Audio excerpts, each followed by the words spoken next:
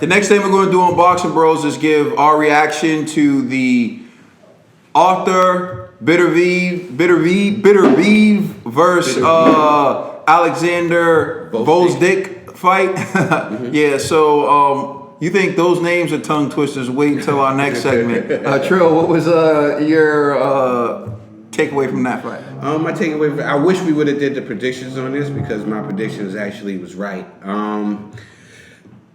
And my prediction was actually right based off of something that my co-host Caden said. Last episode of Boxing Bros, he said when he sees people in certain corners, he automatically thinks that the person is going to lose. When he said certain trainers, like when he said Virgil and Buddy McGurry, he was like, oh, that person's going to lose. There's another person that I had a lot of respect for growing up. I think we all did. It is hard not to respect this guy growing up. If you watch boxing in the early 90s, 80s, whatever. Well, more the 90s, you know what I'm saying? Teddy Atlas.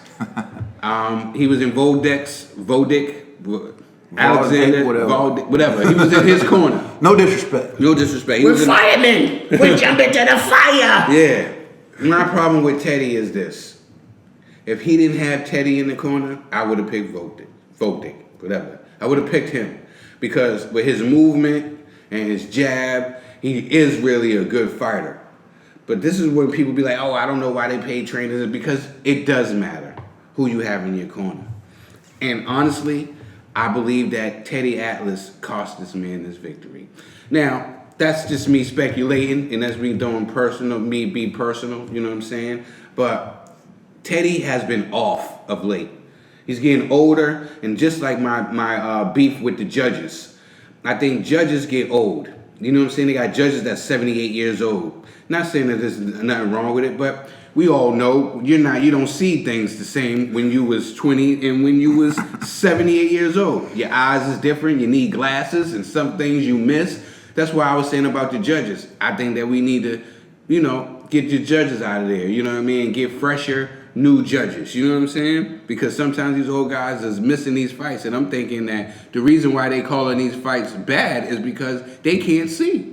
You know what I'm saying? These guys are so old, they got other things going on. Arthritis, glaucoma. God. You know what I'm saying? This is why we getting these bad decisions. Hey. Now, you got guys like Teddy Atlas saying things were bad decisions when they wasn't bad decisions.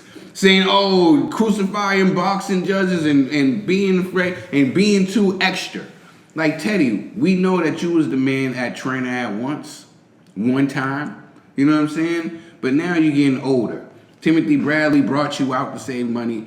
You know what I'm saying? Like, you know what I'm saying? Like, that's how I feel. You know what I'm saying? Like, Teddy I'm thinking like, Teddy, your best thing, even with your commentary now, is over the top or whatever. Beterbiev just came forward. He reminded me of a young Triple G, how he cut off the ring, and he was taking punches and he was taking combinations. Because he knew, what was frightening? I said this while I was watching the fight. I said this kind of reminds me of an old Antonio Margarita fight. Where a guy is sitting there, looks amazing for the first couple rounds. And it's just a guy just stalking him, and then takes him out in the later rounds. That's what Artur Beterbiev did in this fight. And that's why I picked him. Because I figured that he was going to stalk him and eventually get him out in the later rounds. Which he did. And in that division, by the way, there's 4 champions. There was 4 champions. There was Duvall, that's the same, Beterbiev, whatever his name, and there's Duvall, Beterbiev, Kovalev, and Gvozdyk. All 4 of these guys, 3 of the guys is from Russia, and 1 of the guys is from Ukraine. This right here set us up for something amazing in the future. You know what I'm saying? Especially with Canelo going ahead and fighting with Kovalev November 2nd. But I feel if Canelo wins, stay away from Beterbiev. Because I think Beterbiev is the best fighter at that division right now. Anything you like to add, G? Nah, I just think Canelo's going to go back down after the after the Kovalev fight. So let's just be real. Yeah, stay away from them guys, Canelo. So a few things I like to touch on. One, just piggybacking off of what Trill said.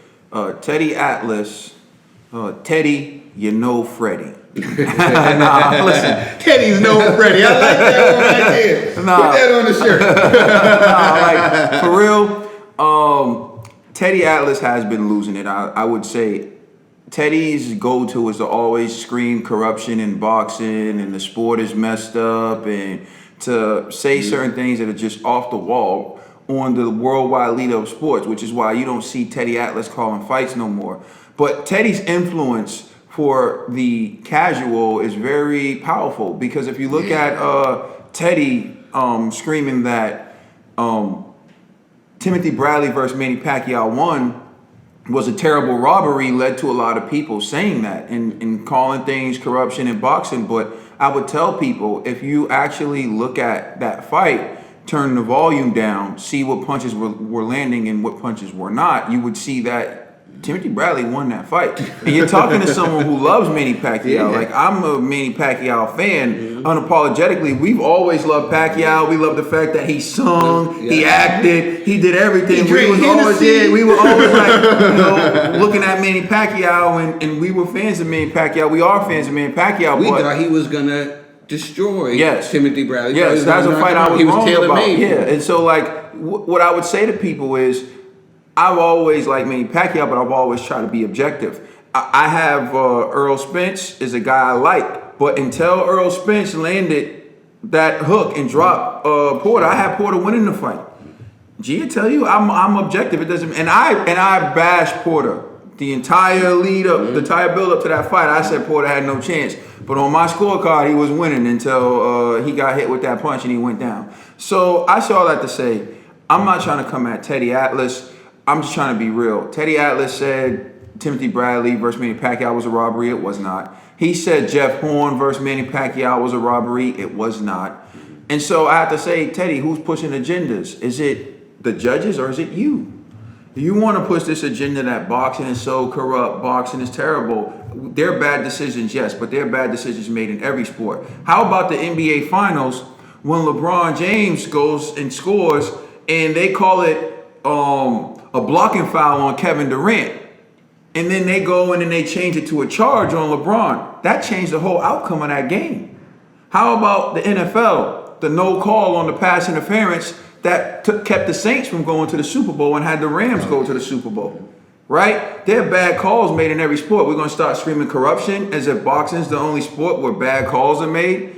That's why you don't see Teddy calling fights anymore. That's why you see he has limited exposure on ESPN these days. That's why he started his own podcast.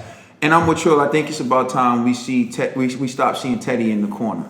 Yeah, super. His fighter was getting broke down physically.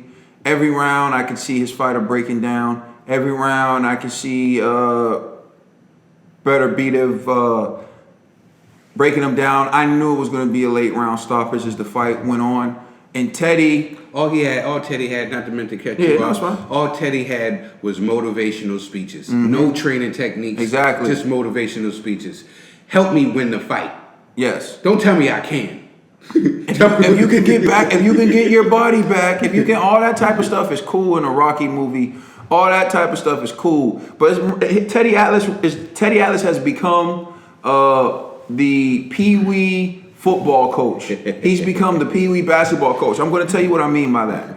Every time I watch like Friday Night Tykes, I don't know if you ever seen that show. There's like little kids playing football, right? And the coaches will tell them, you can't let him do that to you. Okay? You got to throw him back. You got to push him back.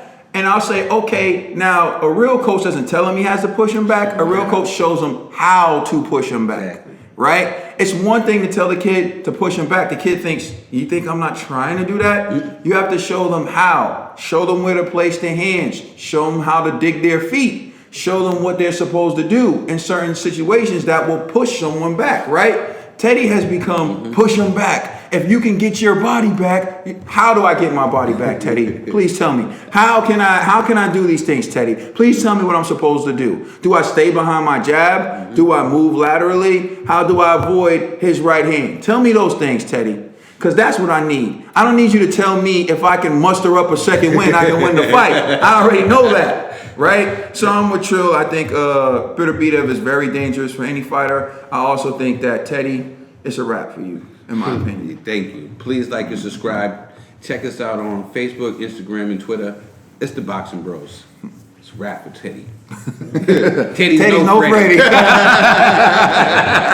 I honestly do enjoy his podcast, so it's pretty funny. That's cool. He can the way do that. he be talking, I'm like, damn, this dude is a hater. You know what I'm saying? He ate on Mike. Mike's the reason he That's what I'm even got a saying. job. That's crazy, right? Facts.